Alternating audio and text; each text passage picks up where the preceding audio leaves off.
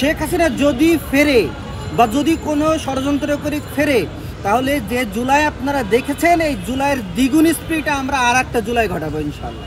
এই বাংলাদেশের মাটিতে আর কখনোই ভারতীয় রাজনীতি চলবে না।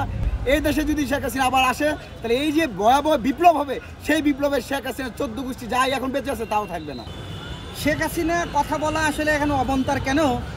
স্বৈরাচার আর স্বৈরাচারী শাসনামূল এই দুইটাই আমরা উৎখাতের জন্য একটা দীর্ঘ পরিকল্পনা নিয়ে আগাচ্ছি।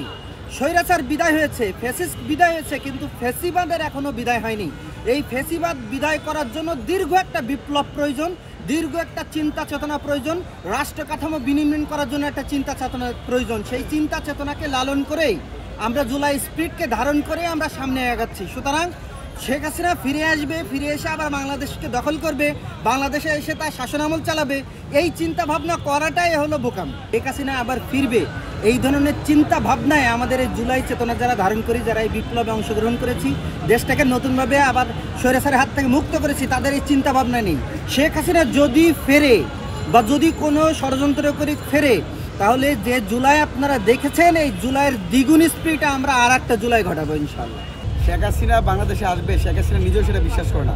আর যদি শেখ হাসিনা বাংলাদেশে আসে বা শেখ হাসিনার এবার তো তার জীবন নিয়ে পালাতে পারছে, আশা করি আগামীতে যে কোনো পরিস্থিতি হতে পারে। আমরা আওয়ামী লীগের প্রতি আহ্বান জানাই, যারা শেখ হাসিনার সেই সন্ত্রাসী কার্যক্রমের সাথে জড়িত না বা কাজ করতে চায় না, তাদের প্রতি আহ্বান জানাই আপনারা আর সন্ত্রাসী কার্যক্রমে না এসে এদেশের মানুষের কাছে ক্ষমা চান, মানুষের সাথে মিশে বাংলাদেশের রাজনীতি করেন। এই বাংলাদেশের মাটিতে আর কখনোই ভারতীয় রাজনীতি চলবে না। এই বাংলাদেশের মাটিতে আর কখনোই ভারতীয় চর শেখ হাসিনাকে এদেশের ছাত্র সমাজ মেনে নেবে না। যদি আসে সেক্ষেত্রে আপনারা কি করবেন? যদি আসে না, আমি যেটা বললাম, শেখ হাসিনা নিজেও বিশ্বাস করে না সে বাংলাদেশে আসবে। সে ভারতে বসে বসে কথা বলে।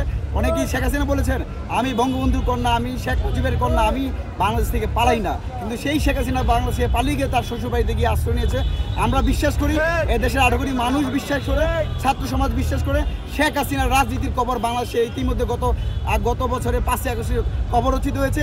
এই দেশে যদি শেখ হাসিনা আবার আসে, তাহলে এই যে ভয়াবহ বিপ্লব হবে, সেই বিপ্লবে শেখ হাসিনার 14 গোষ্ঠী যাই এখন বেঁচে আছে তাও থাকবে না। সিনা চওড়া করে পেতে দিলাম। আসলে আমার প্রশ্ন হলো যে পুলিশ যদি আমার বন্ধু হয়, জনগণের বন্ধু হয়, তাহলে পুলিশকে কেন যে সরকার ক্ষমতা আছে সেই সরকার তাদেরকে লীগ বলেন, দল বলেন, সেই হিসেবে ব্যবহার করে?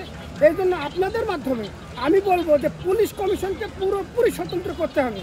পুলিশ জনগণের বন্ধু, এটা পুলিশকে প্রমাণ করার সুযোগ দিতে হবে। পুলিশ যেন পরবর্তীতে কোনো নিরীহ জনগণের উপর অস্ত্র উঠাইতে না পারে, এটার একটা সুযোগ পুলিশকে দিতে হবে। কারণ আমরা বিশ্বাস করি বাংলাদেশের পুলিশ অত্যন্ত শান্তিপ্রিয়, কিন্তু হাসিনা দীর্ঘ 15 বছর বিভিন্ন লোভ লালসা, বিভিন্ন রকম আপনার যে এগ্রিমেন্ট বলেন এর মাধ্যমে তাদেরকে কিন্তু আবার পুলিশ বাহিনীকে কিন্তু লীগ হিসেবে ব্যবহার করতে। আমরা এটা বাংলাদেশে পুনরাবৃত্তি চাই না।